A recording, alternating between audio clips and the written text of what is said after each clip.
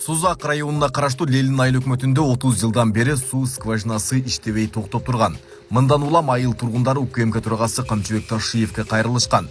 Көп убакыт өтпөй мамлекеттен 1 миллион сомго жакын каражат бөлүнүп, учурда суу менен камсыздоочу скважина колдонууга берилген. Кайрылды эле ошондо 1 миллионго жакын акча бөлүп берген мамлекеттин эсебинен. Ошол суу азырына Кудай буйрса чыгып атат. Азыр көрүп турасыңар. Ушу элге калка деп. Элдин немесине суроосун немесini sırtına kaldırgan жоқ. Bunu hem çeçip berdi. Буга hem рахмат, işlerine ийгилик болсун. Буга чейин аталган айыл тургундарына таза суу жана суга суу боюнча олуттуу көйгөйлөр жаралып келген. Өзгөчө талай иштери башталган мезгилде суу тартыштыгы мол түшүм алууга кедергисин тийгизип, дыйкандардын мээнети акталбай калган учурлар көп эле болгон. Илгери заводдо иштеп турганда, заводдо кызмат кылган. Баягы бөлүнгөндөн кийин 90-жылдан бери иштебей кароос болуп калды. Эми жылдан жылга эл көбөйөт экен. Маяка стройга түштү. Мына тияктагы талаада 2 скважинабыз бар, питовой боюнча. Ошо hem жетишпей калып атты. Мына Кудай жалгап, мына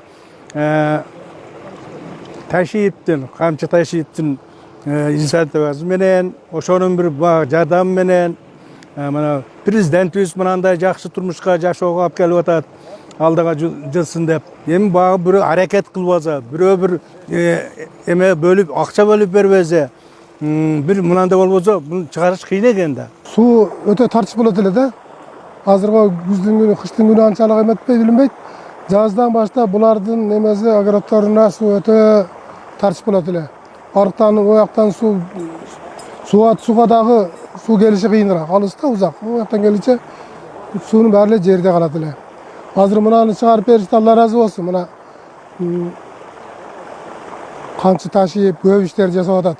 Алла разы болсун.